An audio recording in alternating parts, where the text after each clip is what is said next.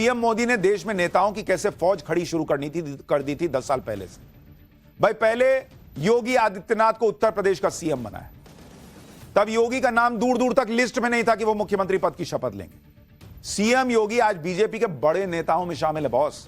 जिस वक्त उनको मुख्यमंत्री की कुर्सी मिली थी तो लोगों ने कहा था कि किसको बना दिए, कौन योगी, कैसे चलाएंगे, कोई अनुभव नहीं है। यह नरेंद्र मोदी का विजन था कि बॉस योगी कर सकते हैं, और आज योगी मॉडल की चर्चा होती है। इसी तरह से असम में हेमंत बिस्व शर्मा को कांग्रेस से लेकर आए।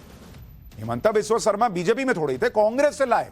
वो हेमंत बिस्व शर्मा जो खुद किस्सा सुनाते हैं कि राहुल गांधी ने अपने कुत्ते वाला बिस्किट ऑफर कर दिया था। ये उनकी इज्जत थी कांग्रेस में, मोदी लेके आए कांग्रेस से, और आज की डेट में उन्हें धाकड़ सीएम की तरह पहचाना जाता है। बीजेपी के फायर ब्रांड नेता हैं। यह नरेंद्र मोदी की परख है कि कांग्रेस में भी कोई काबिल नेता दिखता है कि लाओ यहां लाओ। महाराष्ट्र में देवेंद्र फडणवीस को पहले मौका दिया, काम करके दिखाया, फिर मुख्यमंत्री बना दिया। इसी तरह से हरियाणा में नायब सिंह सैनी को सीएम बनाया, जिनको मुख्यमंत्री बनने से पहले बहुत कम लोग जानते थे, लेकिन देखिए सरकार रिपीट करवा दी, उनकी भी भूमिका रही। राजस्थान में भजनलाल शर्मा को सीएम बनाया, जो काफी समय से संगठन में काम कर रहे थे। मध्य प्रदेश में मोहन यादव को सीएम बनाया, जो पहले शिवराज सरकार में मंत्री थे। कोई सोच नहीं सकता था कि शिवराज सिंह चौहान वहां से हटेंगे इतनी प्रचंड जीत के बाद। बना दिया मोहन यादव। उत्तराखंड में पुष्कर सिंह धामी को सीएम बनाया, जो पीएम मोदी के विजन को लागू कर रहे हैं। यानी आप देख रहे हैं अपने पीछे वो एक एक करके नेताओं की फौज खड़ी कर रहे हैं, जिनके अंदर नरेंद्र मोदी के नेतृत्व में ट्रेनिंग लेकर मोदी बनने या मोदी के 20 नहीं 19 18 पहुंचने की भी काबिलियत। भाई नरेंद्र मोदी भी जब गुजरात में तो सीख ही रहे थे ना, आज जाकर इतना काम करके मोदी बने। इन लोगों को मौका ही नहीं मिलेगा, कौन बनेगा मोदी भाई?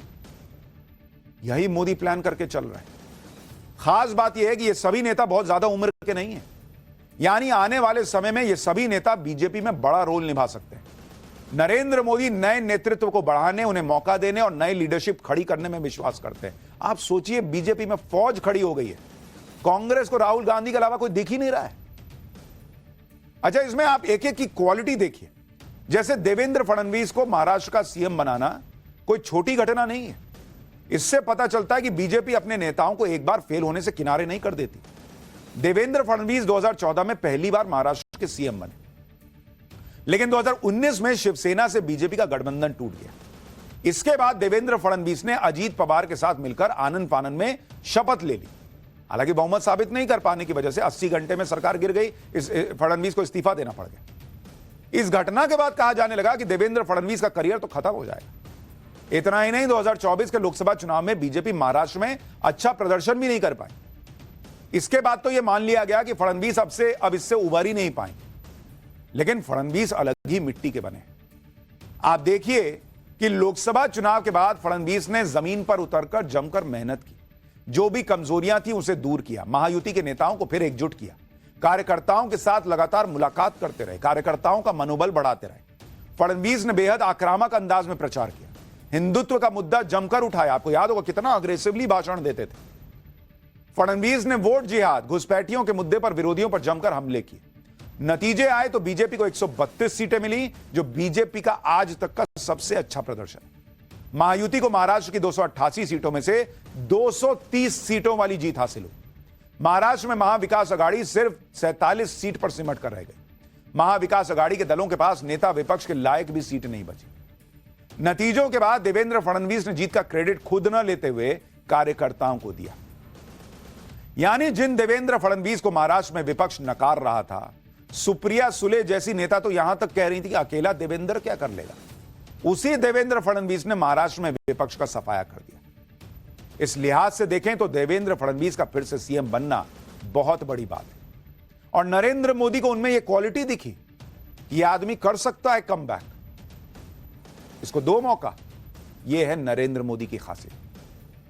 पीएम मोदी नेताओं पर न सिर्फ भरोसा करते हैं, बल्कि मुश्किल समय में उनके साथ खड़े होते हैं, उनका हौसला बढ़ाते हैं। योगी आदित्यनाथ के साथ भी पीएम मोदी ने यही किया।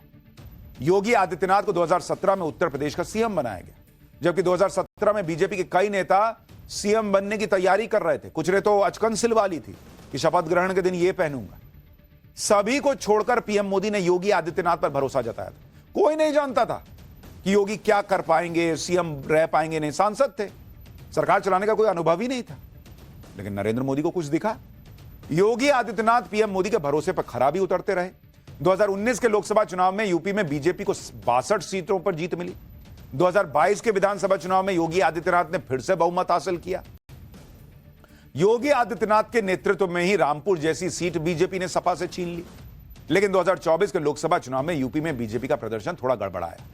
इसके बाद योगी आदित्यनाथ को लेकर चर्चाएं होने लगी कि बीजेपी योगी को हटा देगी। लेकिन पीएम मोदी ने फिर भी सीएम योगी पर भरोसा जताया, पीठ थपथपा के योगी का हौसला बढ़ाया। यूपी उपचुनाव में योगी आदित्यनाथ ने फिर से पीएम मोदी के भरोसे को सही साबित किया और 9 में से 7 सीटें जीत ली। यह होता है अपने नेता पर भरोसा करना, उन्हें आगे बढ़ाना और मुश्किल समय में साथ खड़े रहना। इसलिए मैंने कहा ना कि मोदी एक तरीके से चुपचाप साइलेंट मोड में अपने नीचे जूनियर मोदीज खड़े करते जा रहे हैं। भाई आज योगी मॉडल की चर्चा होती है, मोदी के बाद योगी, ऐसा तक लोग कहने लग गए। ये कोई मामूली बात है? नरेंद्र मोदी विकल्प की लाइन लगा रहे हैं, ये नहीं तो ये नहीं तो ये नहीं तो ये स्थिति पैदा कर रहा है। इंडिया अलायंस यही नहीं तय कर पा रहा कि किसको बनाए। आज यूपी में योगी आदित्यनाथ की टक्कर में कोई नेता नहीं दिखता बॉस। योगी आदित्यनाथ की तरह एक और नेता है जिन पर पीएम मोदी ने भरोसा किया।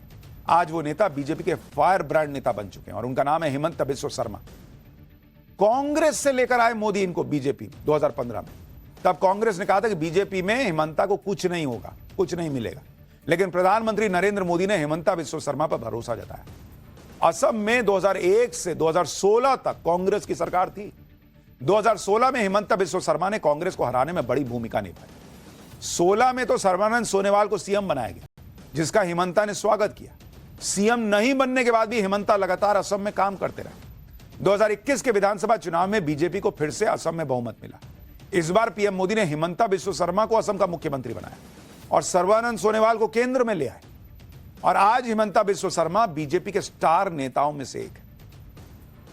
यानी जो हेमंता बिस्वा शर्मा कांग्रेस की नजर में ऐसे नेता थे जिन्हें कुत्ते को खिलाए जाने वाली बिस्किट परोस दी जाती थी, उस नेता की काबिलियत समझी नरेंद्र मोदी ने। इसलिए मैं कह रहा हूं ना कि नरेंद्र मोदी चुपचाप कुछ सोचकर प्लान करके चल रहे हैं। ये मौके वो ऐसे ही नहीं दे रहे, उनके लिए भी बड़ा आसान है। पुराने साथियों को मौका दो, वही पुराने नेता चलते रहेंगे। भाई वो 2047 की अगर बात कर रहे हैं तो उनको पता है कि उनके बाद 3-4 प्लेयर होने चाहिए। भाई हेमंता बिस्वा शर्मा भी पीएम मोदी के भरोसे पर खरा उतरते रहे। यानी योगी से लेकर हेमंता और देवेंद्र फडणवीस तक ये वो नेता हैं जो पीएम मोदी के वो प्लेयर हैं जो आने वाले समय में बड़ी भूमिका निभाएंगे। इसके अलावा हरियाणा के सीएम नायब सैनी, मध्य प्रदेश के सीएम मोहन यादव और राजस्थान के सीएम भजनलाल शर्मा भी, जिन पर पीएम मोदी ने भरोसा किया, आगे बढ़ाया है। आज उनके में किसी में लगता है थोड़ा 19 है, किसी में 20 है, लेकिन मौका नहीं दीजिएगा तो बॉस, तो कैसे काम चलेगा? देश में परिवारवाद की राजनीति को यही लोग खत्म कर रहे हैं, जात पात से ऊपर उठकर राजनीति कर रहे हैं। और इसके लिए पीएम मोदी ने 1 लाख युवाओं को राजनीति में लाने का अभियान शुरू किया है।